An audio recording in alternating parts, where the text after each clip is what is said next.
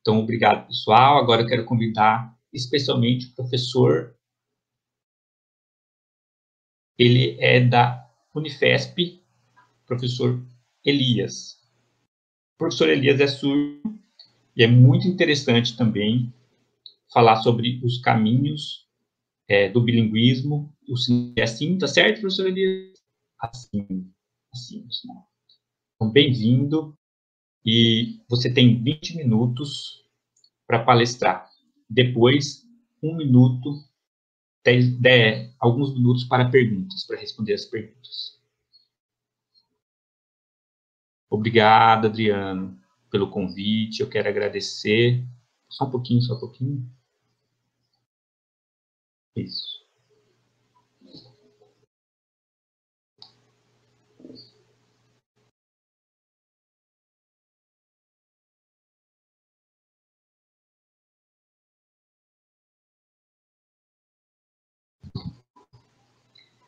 Então, primeiro eu quero agradecer ao Adriano pelo convite, quero agradecer a todos que estão presentes assistindo a essa transmissão, a organização dos intérpretes, a todos, estão todos de parabéns. Também eu quero agradecer aos meus colegas palestrantes, temas muito interessantes, e estou gostando muito dessa variedade aqui. Agora, então, eu vou apresentar a minha pesquisa, a minha investigação acadêmica, que também é uma experiência, uma referência dessas questões. E aí eu quero explicar o que eu estou investigando aqui no doutorado. Qual é o tema? Os surdos vão à universidade? A educação escolar e a formação de professores surdos por meio dessas políticas bilíngues. Como que isso acontece? Como que podemos refletir sobre essas questões? E é um tema de enfrentamento e que desperta muito a nossa atenção. Então, por favor, mude o slide. Isso. Então, quero apresentar para vocês essa contextualização histórica. É uma preocupação de como isso se deu na história dos surdos e essa relação nas questões linguísticas e também, então, por exemplo, só os surdos, quais características do século XX? Outras pessoas também desenvolveram essa dificuldade de estudo, de ensino, tentar a formação universitária e como que isso se deu, essa luta, esse embate, né, essa história ao longo do tempo. Então, a gente não pode esquecer que a pessoa surda, ela lutou por seus direitos políticos. É um processo de conquista. Conquistaram, sim, mas estamos avançando ainda. Por exemplo, a lei, a valorização dessa pessoa surda. A valorização do professor surdo é um avanço, sim, muito importante. Mas temos, então, esses conflitos, essas contradições. Por exemplo, a lei explica o direito do surdo, o direito do professor, o aluno e seus vários aspectos, né? A qualidade, todas essas questões, essa relação social, a comunicação. Então, aí temos o contato e aí temos essa empatia, essas questões linguísticas que ainda estão em falta. Por isso são contradições que ainda estão em avanço. São problemas que ainda não foram vencidos. E é verdade que hoje, no século XXI, realmente nós ainda continuamos no embate, continuamos na luta. Por exemplo, agora na palestra, vocês estão em relacionamento, vocês estão construindo esse aprendizado e é um momento de ruptura com esse modelo que vem tradicional, que vem, e nós precisamos romper com isso. Então, é um sentimento novo, uma reflexão nova para todos nós. E vamos conseguir mudar isso ainda, é um processo de mudança. Próximo slide, por favor.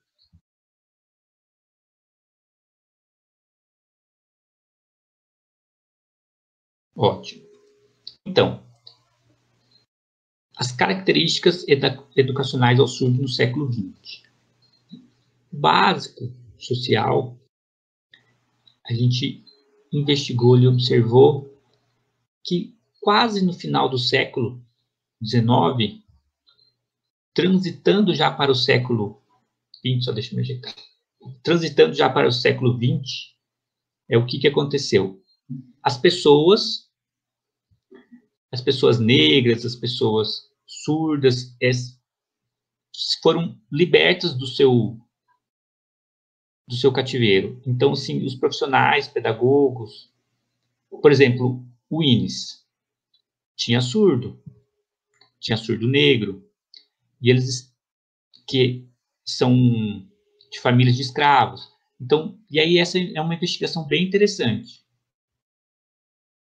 Já no século XX, diversas coisas, né, as culturas indígenas, indígena surda e outras características sociais. E precisam ser valorizadas. Só que é uma luta que demora. É uma influência cultural, linguística, que também é importante. Essa influência da sociedade, na escola, por exemplo, a influência francesa, que influenciou as palavras, a influência da cultura, essas relações, essa relação histórica, tudo isso vai sendo mudada ao longo do tempo. Só que a sociedade ainda está nesse modelo com perfil assistencialista. Então, como que é essa questão do surdo e do ouvinte? A sociedade está crescendo nesse modelo. A maioria é ouvinte. E o surdo? O surdo é em sua minoria, mas o ouvinte cresceu e o surdo? O surdo está lutando ali para conquistar seu espaço, para tentar conseguir desenvolver. Porque o sistema tradicional precisa ser rompido e a nossa percepção precisa melhorar. E isso se dá por contatos, por afinidades, por empatia, e é necessário maior entrosamento. Então, para aprendermos em relação à pedagogia, é possível dentro de uma escola. Por exemplo, no século XX, se passou por um tempo até 1950 que ainda não tinha língua de sinais. Não tinha a questão da cultura surda. As instituições, as diversas instituições, ainda eram arcaicas. Tinha suas características de educação especial, com cegos, com surdos. Próximo slide, por favor. Por exemplo, aí o que acontece? Passaram-se os tempos e a questão política, o retorno da política, o retorno do movimento social, os embates, e aí, assim, abrimos então essa discussão política, e aí temos a FENEIS como representante no foco profissional, entrando em detalhes ali, e a relação pedagógica só em relação ao oralismo, não. Mudando, então, já para a língua de sinais, e falando da cultura linguística que precisa. Próximo slide.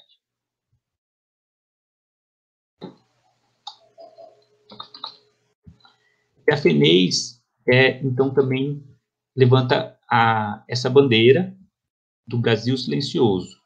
E aí luta por isso, pelas famílias, pelo trabalho, pela educação, vai promovendo conversas com os ministros e lutando sempre e com esse papel importante. Próximo slide.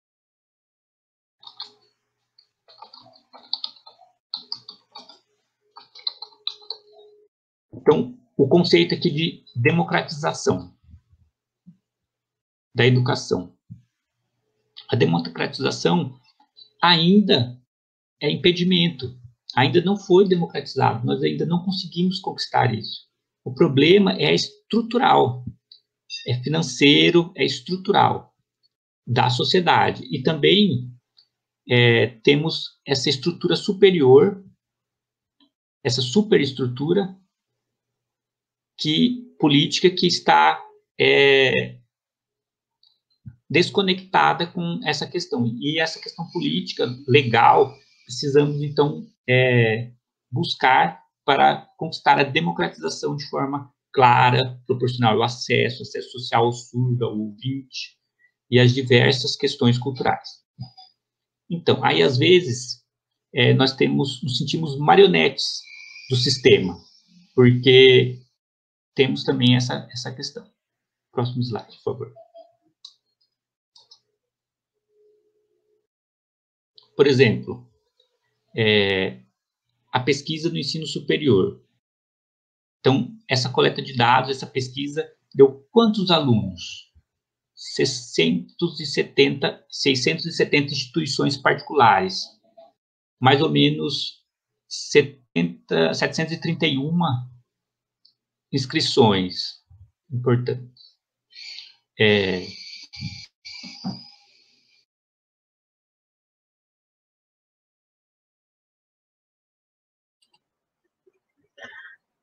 Seguindo, então, temos 7.131 matrículas, né, nesses espaços no ensino superior para surdos, certo?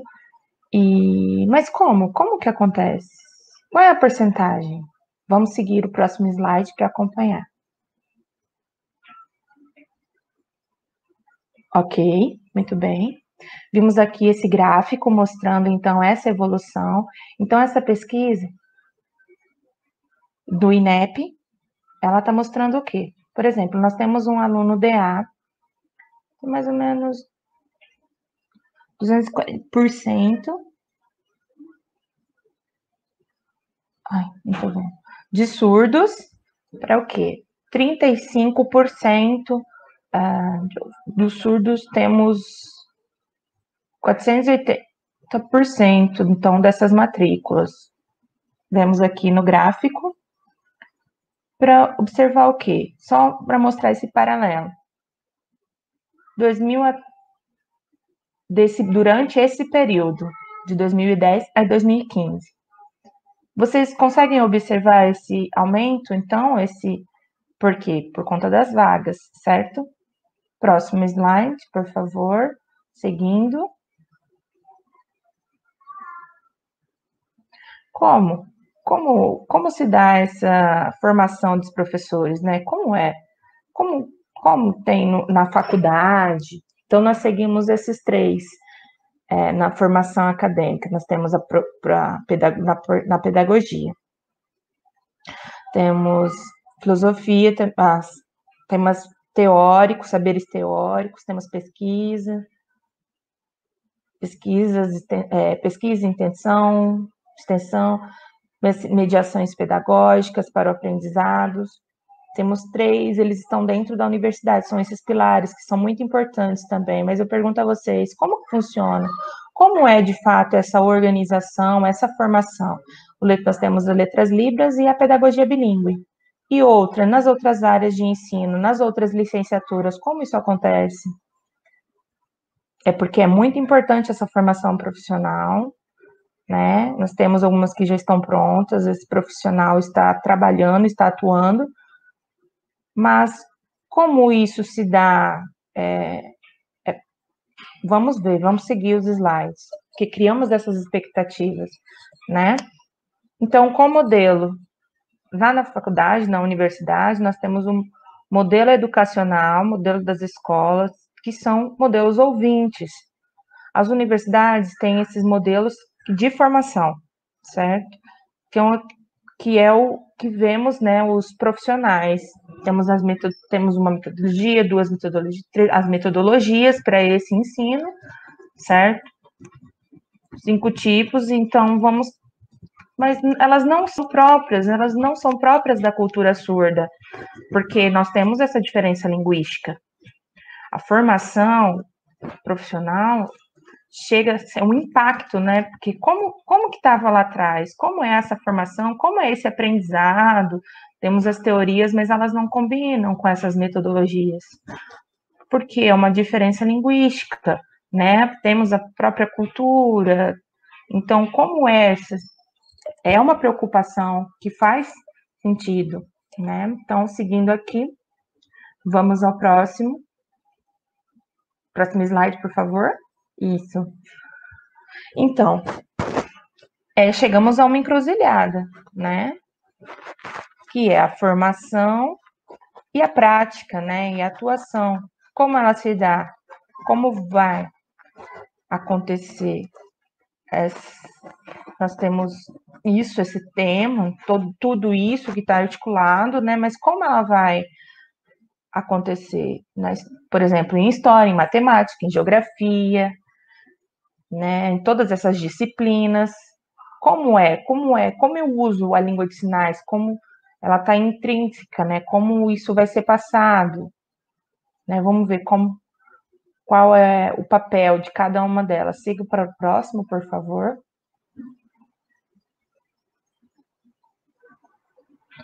Temos essa discussão das políticas bilíngues, temos esses conceitos também. Temos as minorias, não é uma questão de número, é diferente de uma quantidade. É o quê? É relativo às pessoas, a relação entre as pessoas, correto? Uma relação de poder. Nós temos outro conceito de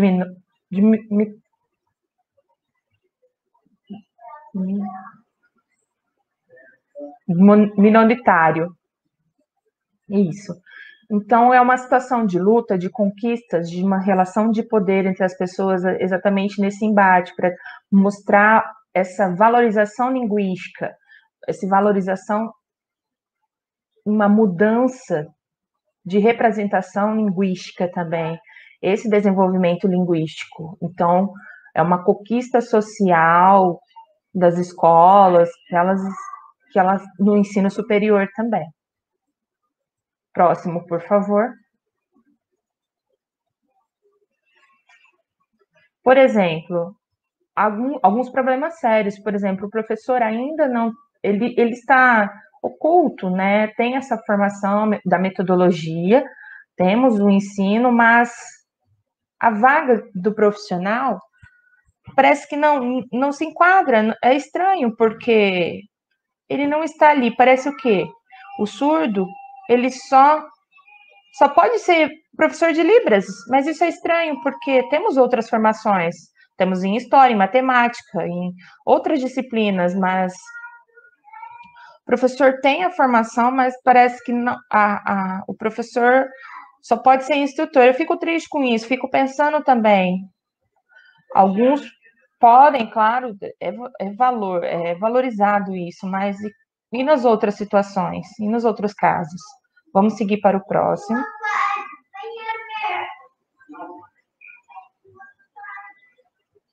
Então, eu penso que esse grupo de trabalho, o grupo de surdos, os professores, precisam...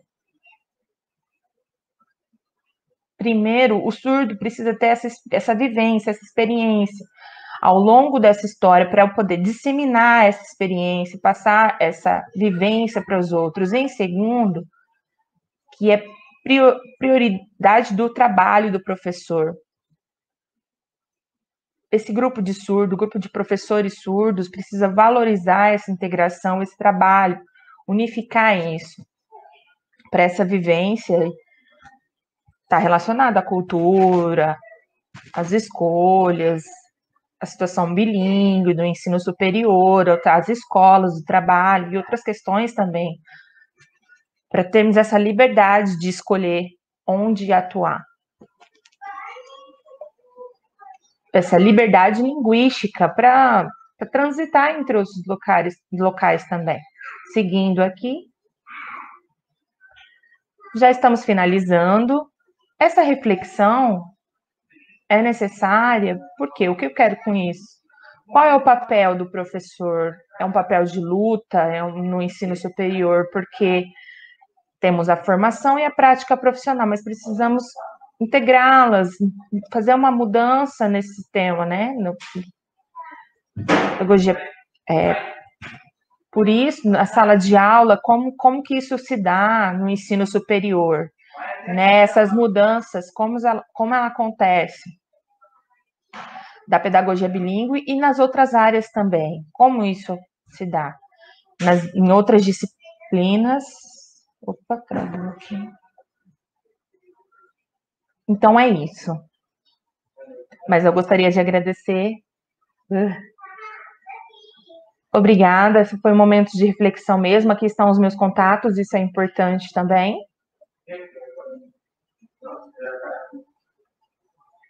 Ótimo, ótimo. Excelente apresentação, professor Elias. Meu amigo, obrigada. Um ótimo trabalho, é uma ótima pesquisa, é maravilhoso ver essa visão do outro, essa visão do professor.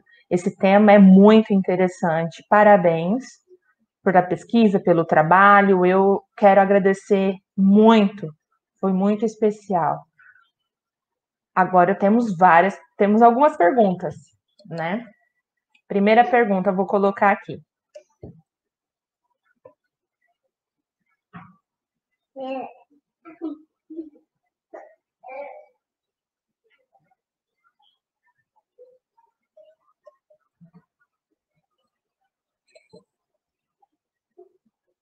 Ok. Respondendo, então. Conheço o meu amigo, Márcio. Ele trabalha junto comigo na Unifesp. Trabalhamos juntos, meu amigo, de trabalho. Muito interessante sua pergunta. Nessa área da universidade, essa área acadêmica, nas universidades públicas e também particulares, o que acontece? Os professores, às vezes, nas vagas onde ele trabalha, não tem muita acessibilidade linguística, falta um pouco, 40...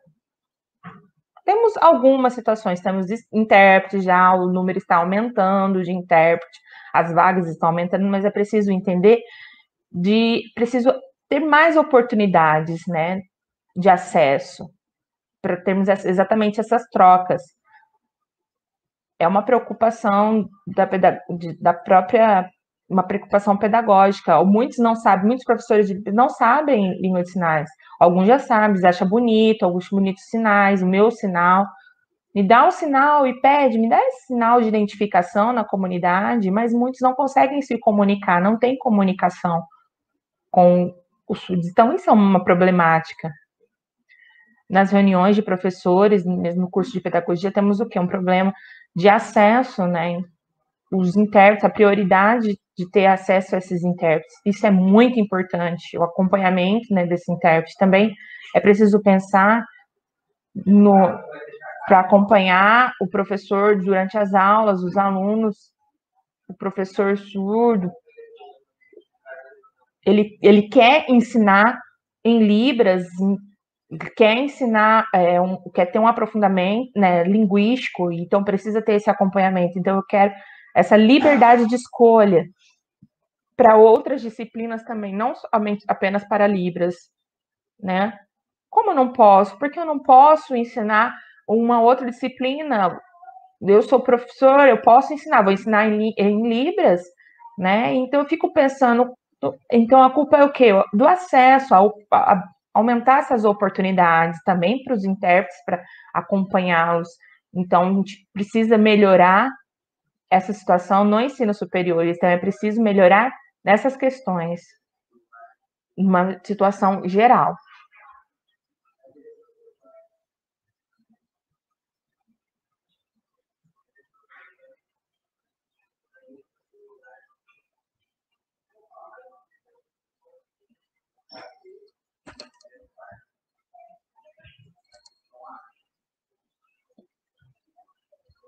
Eu conheço a Vivian, intérprete.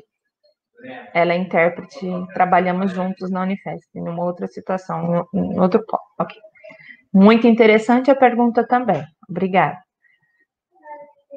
No desenvolvimento do ensino superior nas universidades, por exemplo, nós professores temos essa preocupação. Todos os alunos, toda essa relação dos alunos, essa convivência, esse contato com os alunos, porque depois eles vão se formar na área de licenciatura, é preciso pensar sobre isso, né? A legenda nas televisões, nas televisão, os materiais bilíngues, a valorização da cultura surda, os materiais de ensino pedagógico, como fazer essas adaptações necessárias para o surdo, como vai se desenvolver toda essa... Qual é o papel do professor? Como fazer essas orientações para esses alunos? É uma questão metodológica, de metodologia de ensino, na própria formação. Então, como fazer essa tradução, né? Essa tradução do texto para a língua de sinais, como mostrar imagens, filmes, como fazer essa tradução, esse processo de tradução. É preciso fazer um acompanhamento, não dá para cortar, essa legenda ela tem que acompanhar. Isso faz parte, está dentro dessa atuação profissional do surdo. Então, uma das preocupações é a formação do professor surdo e também do aluno surdo, porque o futuro, ele vai ser um profissional, ele vai ser um professor. Então, situações que precisamos corrigir. Uma mudança de postura, precisamos avaliar nossa atuação, nos reavaliar nossa formação, para melhorar essas orientações, essas adaptações necessárias, de como visto tudo isso. Excelente, parabéns. Eu peço desculpa, temos várias outras perguntas, mas infelizmente não temos tempo para isso. Eu estou controlando o tempo aqui, mas eu vou passar o seu contato, peço desculpa. São muitas perguntas, as pessoas têm muito interesse, querem saber, mas peço desculpas porque temos um tempo curto. Mas calma, eu vou organizar um outro encontro, não se assustem, vamos manter a calma, foi muito bom, parabéns, eu quero novamente convidá-lo para o ano que vem, quem sabe, né? O período ainda não sabemos, mas eu vou dizer, rapidinho, vamos organizar. No ano que vem, já digo a vocês que passou um projeto aqui na UFMS, o primeiro encontro do Estado entre os professores de Libras surdos e ouvintes também. Acontecerá em junho. Serão 3 dias de palestra com muitos temas, palestrantes de fora também, e eu quero já aproveitar e convidar o professor Elias para vir para cá. O senhor aceita? Nossa, que bom, será uma oportunidade de pesquisa, os professores surdos estarão aqui, como vai acontecer, então vai ser essa vivência maravilhosa, gostaria de agradecer a presença. Bem-vindo e obrigada. Agora teremos... Obrigado, professor Elias, foi uma satisfação, obrigado, meu amigo, muito obrigada mesmo, foi maravilhoso, eu que agradeço, uma satisfação, obrigada. Obrigada.